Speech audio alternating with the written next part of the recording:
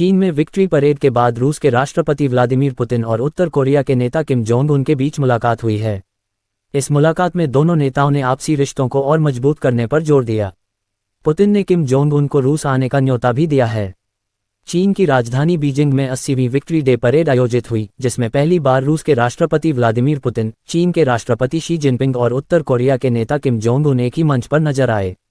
Jinping ने parade में चीन की सैन्य ताकत का प्रदर्शन किया और खुद को एक वैश्विक नेता की तरह पेश किया।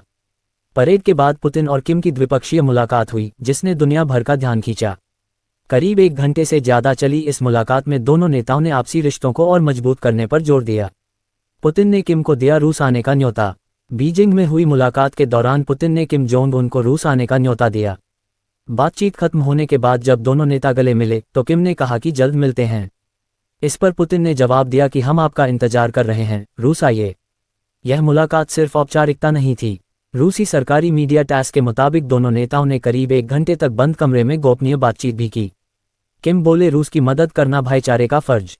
मुलाकात में किम ने रूस का खुलकर समर्थन किया। उन्होंने कहा कि अगर किसी भी तरह हम रूस की मदद और समर्थन कर सकते हैं तो हम हमेशा करेंगे।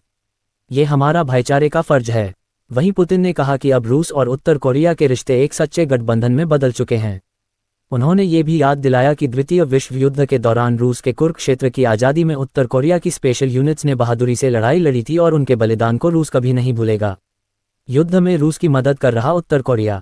दक्षिण कोरिया की रिपोर्ट्स के मुताबिक उत्तर कोरिया ने अब तक करीब 15,000 सैनिक रूस भेजे हैं, जो यूक्रेन के खिलाफ लड़ाई में मदद कर रहे हैं। इसके अलावा मिसाइल और लंबी दूरी के हथियार भी मुहैया कराए गए हैं। बदले में उत्तर कोरिया को रूस से खाद्यान्न, पैसा और तकनीकी मदद मिल रही है। हालांकि इन सैनिकों को भारी नुकसान भी झेलना पड़ा है। पश्चिमी अधिकारियों का दावा है कि सिर्फ 3 महीनों में करीब 1,000 सैनिक मारे गए, जबकि अब तक कुल 4,700 से ज्यादा हताहत हुए हैं, जिनमें 600 मौतें शामिल हैं। पश्चिमी देशों में बढ़ी बेचैनी। पुतिन, किम जोंग उन और जिनपिंग की ये नज़दीकी पश्चिमी देशों को परेशान कर रही है। अमेरिका के राष्ट्रपति डोनाल्ड ट्रंप ने तो अपने बयान में कहा कि पुतिन, जिनपिंग और किम अमेरिका के खिलाफ साजिश कर रहे हैं। हालांकि क्रेमलिन ने इस आरोप को खारिज करते हुए कहा कि किसी ने ऐसी बात सोची तक नहीं।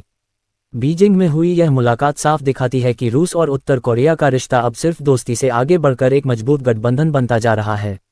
जानकार मानते हैं कि इस साझेदारी का सीधा आप यहां तक सुन चुके हैं तो चैनल को लाइक और सब्सक्राइब करें और शेयर करना ना भूलें। धन्यवाद।